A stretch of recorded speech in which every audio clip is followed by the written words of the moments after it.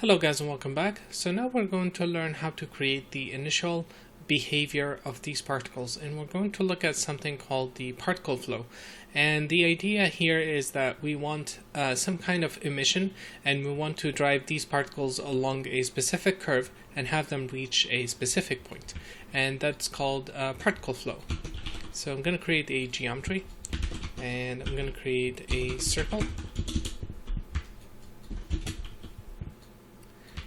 Move it here, and I'm going to create a curve, and look at the top view. I'm going to template this by shift clicking, and we should have the circle there. So I'm going to click here and just draw a few points, something like that, and then going to go over to the front view or the perspective and just move these points a bit. Selecting the curve and hitting enter in the viewport will give us access to this editing tool.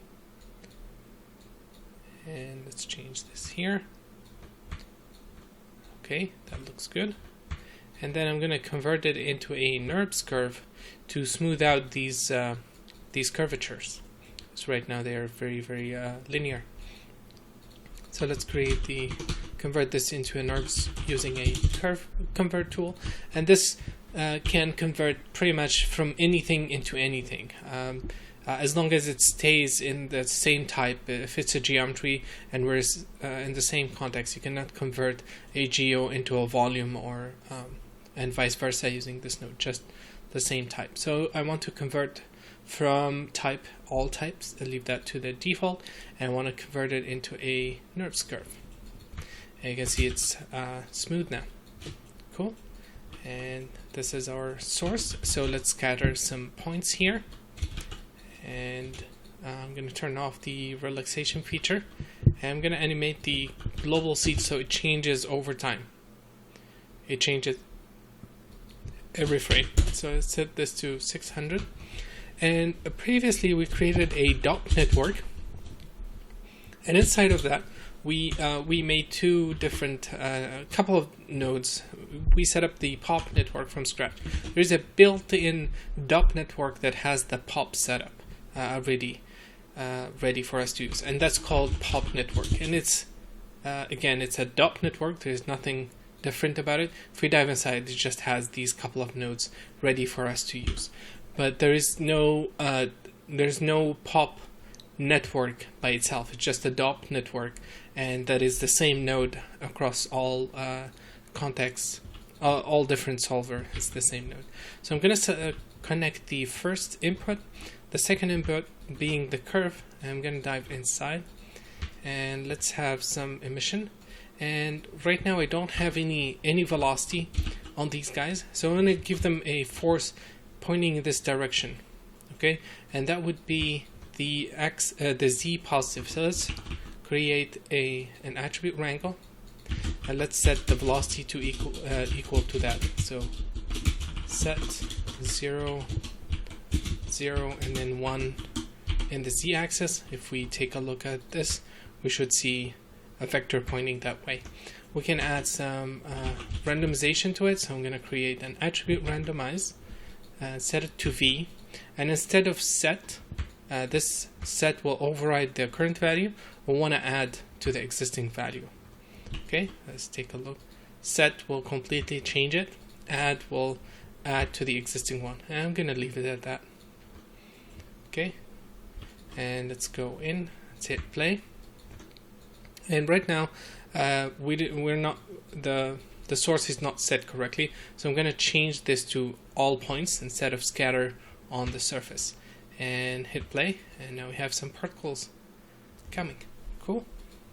Let's turn off the preview, and let's add a pop curve force, and this is the node to use to create the curve flow.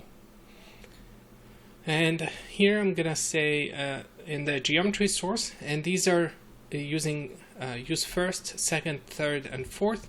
They are referring to this being first, second, third, and fourth. In the Vex code, this is number 0, 1, 2, 3. So they started at 0. And where this is happening is under, it's not happening here. Never mind. So in other nodes, we could specify what the first mean. Let me show you.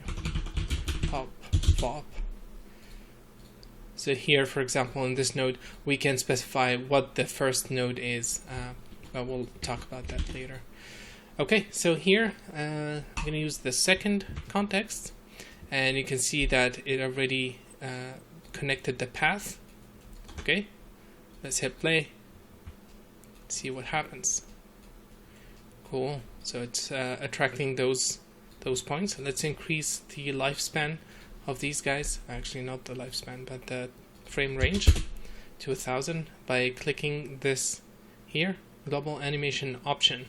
I've never read that. Okay. And here we have to make sure that real-time playback is turned on and play every frame, but never faster than FPS. So those are the defaults. So let's hit play. And you can see apart from traveling along, it's also rotating. There's a swirly motion happening with this, and it's traveling along, and we have plenty of controls to tweak this force. So the first one is follow scale, and I highly encourage you guys to play with these options to fully understand what they're gonna do to the sim. I still spend a lot of time tweaking these values to get the motion that I need. To hide this from being visible, we can select the node itself and go under guide and show guide geometry, turn that off, and now we are seeing just the result. Okay, let's change this to 4. We can choose the suction speed. We'll see the particle getting attracted more to the path itself. And we can also add the orbit scale, which is the how fast it rotates as it progresses through the curve. Let's set this to 2, maybe this to 5.